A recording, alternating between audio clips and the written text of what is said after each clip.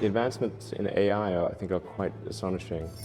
I mean, I think if it reaches a threshold where it's as smart as the smartest, most inventive human, then, I mean, it really could be a matter of days before it's smarter than the sum of humanity.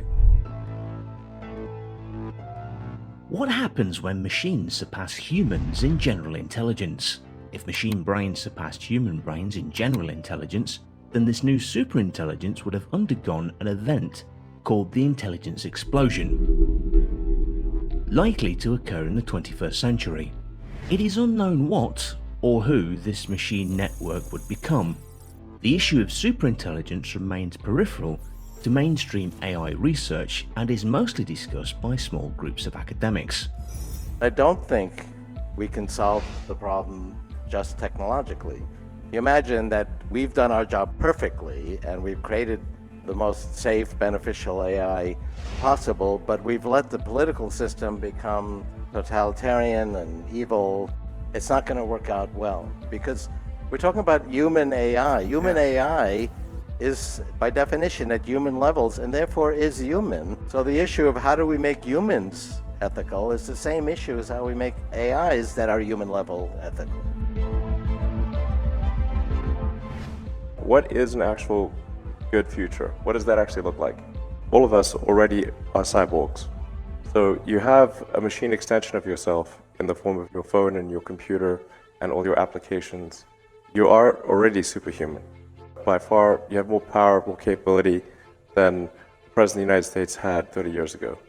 If you have an internet link, you have an oracle of wisdom, you can communicate to millions of people, you can communicate to the rest of Earth instantly. And these are magical powers that didn't exist not that long ago. So everyone is already superhuman and a cyborg.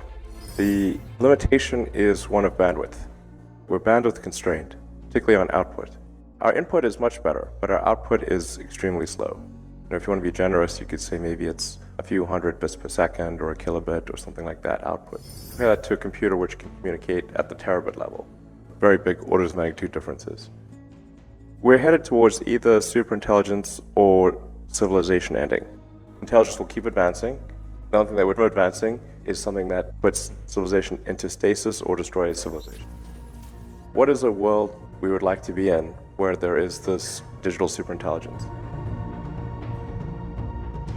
Studies have purposed a number of directions in which AI could develop, such as the development of stronger and smarter artificial servants, the development of a network of increasingly intelligent systems, the development of AIs with human-like personalities, or the development of AIs with moral reasoning capabilities that can make decisions autonomously and care about humanity.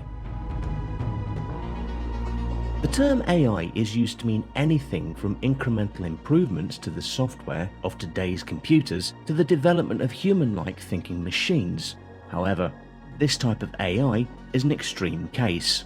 It is also called ASI, strong or general AI, in contrast with today's narrow and weak AI. It presents the creation of a machine with intellectual abilities that match or exceed those of humans across the board. By definition, an ASI can perform better than us in any conceivable task, including intellectual skills. It could engage in scientific research, teach itself new abilities, improve its own code, create unlimited copies of itself, choose better ways of deploying its computational resources. And it could even transform the environment on Earth or colonize other planets. The evolution of this new type of sentience could follow many paths. It could present a potential existential risk to humanity, depending on the nature and capabilities of the system. However, the hypothesis of a powerful machine taking over the world is not the only outcome. But there are really two sides to that. So one is getting rid of a lot of the negatives, that, like the compassionate use to cure diseases and all other kinds of horrible miseries that exist on the planet today. So that is a large chunk of the potential. But then beyond that, if one really wants to see what the positive things are that could be developed, I think one has to think outside the constraints of our current human biological nature. It's unrealistic to imagine a trajectory stretching hundreds of thousands of years into the future. We have superintelligence, we have material abundance, and yet we are still these bipedal organisms with 3 pounds of gray TC matter. All of these basic parameters that sort of define the human game today, I think, become up for grabs in this future. Philosopher Nick Bostrom lays the foundation for understanding the future of humanity and intelligent life. Now imagine a machine, structurally similar to a brain but with immense hardness and flexibility, designed from the bottom, scratch to function as an intelligent agent. Given sufficiently long time, a machine like this could acquire enormous knowledge and skills, surpassing human intellectual capacity in virtually every field. At that point, the machine would have become super intelligent. With other words, the machine's intellectual capabilities would exceed those of all of humanity put together by a very large margin. This would represent the most radical change in the history of life on Earth. While the ultimate goals of superintelligences can vary greatly, a functional superintelligence will spontaneously generate as natural sub-goals such as self-preservation and goal content integrity, cognitive enhancement, and resource acquisition. The three overlapping revolutions that people talk about, GNR, genetics, biotech, nanotechnology, and robotics, which is AI. There's a difference with AI in that there really isn't foolproof technical solution to this. You can have technical controls on, say, nanotechnology. One of the guidelines is it shouldn't be self-replicating. If you have an AI that's more intelligent than you and it's out for your destruction or it's out for the world's destruction and there's no other AI that's superior to it, that's a bad situation. According to Ray Kurzweil, this is a type of artificial intelligence system that acts like it has a mind, regardless of whether a philosopher would be able to determine if it actually has a mind or not.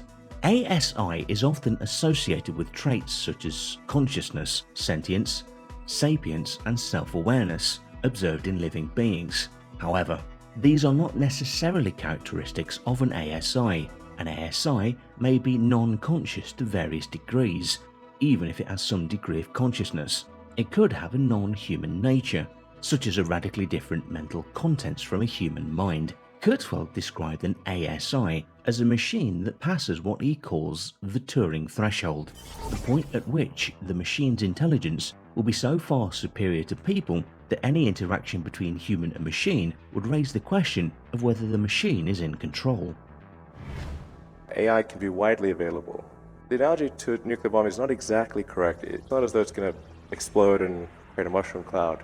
It's more like if there were just a few people that had it, they would be able to be essentially dictators of Earth. Whoever acquired it, and if it was limited to a small number of people, and it was ultra smart, they would have dominion over Earth. So I think it's extremely important that it be widespread, then it would be tied to our consciousness, tied to our will, and everyone would have it, so it would be sort of still a relatively even playing field. In fact, it would be probably more egalitarian than today. It just really comes down to the two things, and it's solving the machine-brain bandwidth constraint and democratization of AI. I think if we have those two things, the future will be good. As long as AI power is, like, anyone can get it if they want it, we've got something faster than meat sticks to communicate with, I think the future will be good. It is currently unknown what this kind of machine would become. Discussion of superintelligent AI focuses on several fundamental questions.